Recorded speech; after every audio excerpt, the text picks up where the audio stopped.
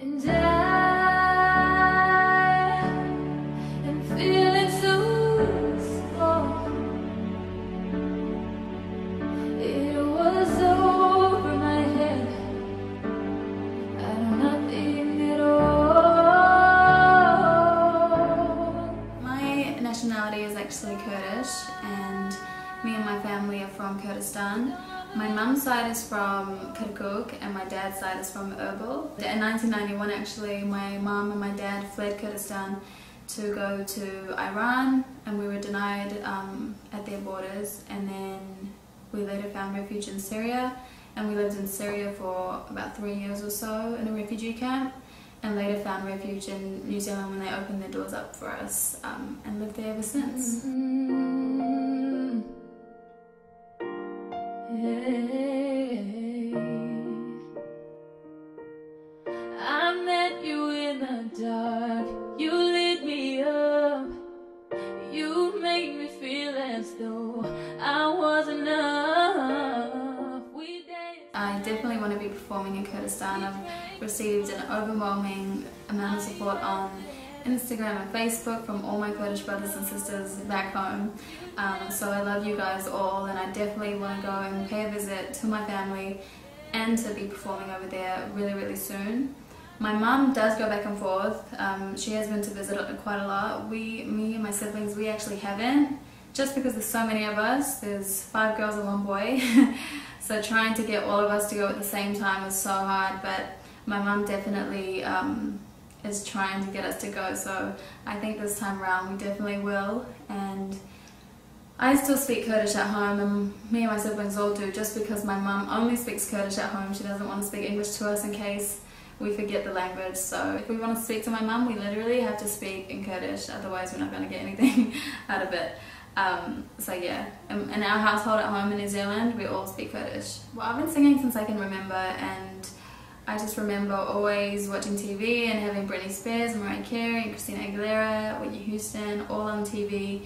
And we would always, me and my sisters would always imitate the dancing, the singing, and it was just literally watching all of that since I was really young, getting me inspired and wanting to do exactly that.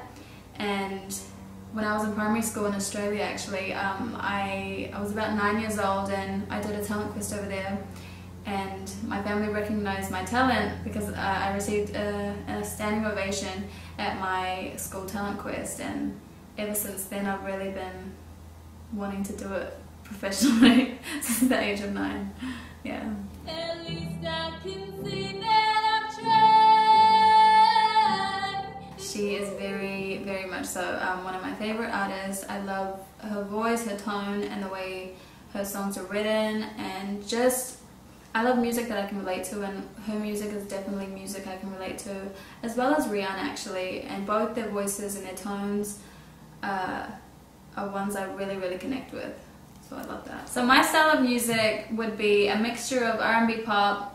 I do love all genres of music though, so you see me like singing country music sometimes and some trap music, but really my music is R&B, pop. Turn down the lights, turn down the bed. Okay, so I'm actually working on it right now. I'm working on a 5 to 6 song EP with a bunch of talented producers from LA, all around the States actually, and I can't give you a release date right now, but I can say that it's going to be sooner than expected. Apart from music, which is basically my whole life, I do love sports. I would say my favorite sports would be basketball, 100%, and also volleyball. But I love all sports, so it's really hard. I'm so competitive, so you'll find me doing anything and everything. Hollywood has definitely always been a dream of mine, and to just be here and living here and honestly just doing music every day is a blessing. The whole Paramount thing that happened, it was so random. I met Jason at the beginning of last year, and we just kept contact, and he's just become one of my really good friends, and he contacted me one day and asked if I could sing the song, and I was at the gym and I was like, yeah, I can. And I hadn't even listened to the song when he called, but as soon as I got to the studio we had to record it, so it was just it happened so quickly. I recorded the song within less than 2 hours, and then a week later he called me and said, actually no, I got an email and it said that they were going to use it in the movie Daddy's Home 2. So I was just shocked, and I called my mum straight away, and I just couldn't believe it. So that really was just a big moment in my life, and I'll forever remember it and forever grateful to Jason and Paramount. I think at the beginning when we left Syria to come to New Zealand, it was definitely a challenge, mostly for my mum because we were really young at that age, so we kind of didn't know what was going on.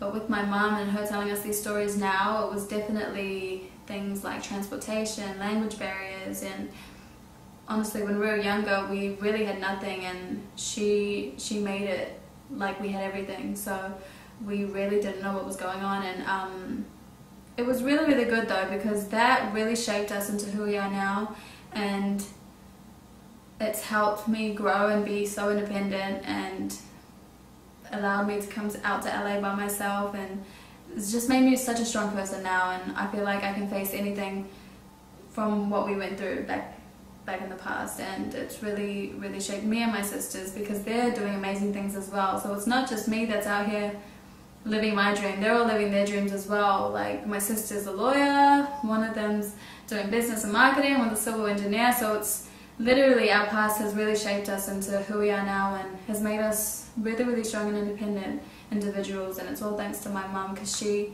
really makes our house feel like home, and it's always been that way. And she makes the best dolma and biryani. So yeah, no, definitely all those challenges really made us into who we are now. So I'm very grateful for our past, and I wouldn't change it for a thing. I like to say we gave it a try. I'd like to blame it all on life. Well, I would say find your passion and work so hard for it. Don't listen to anyone that tells you you can't do it, because that's literally what happened to me, and look where I am now. I'm in LA living my dream, and that's with people that said I can't do it. And for me, I just had one goal and one vision, I guess, and I just went for it without listening to anybody else, and followed the path that God led me on and that I was supposed to be on. And I'm in a position where I can share my story now, where other Kurds and non-Kurds can listen to it and know that they're going through the same thing that I went through, and can still make it. So that's literally my purpose, and I hope everyone that sees it just goes for it, because you only have one life, and you just really have to go for it, no matter what anyone says or what society says or anything like that. Just live your dream and don't lose faith and hope. So yeah. I did.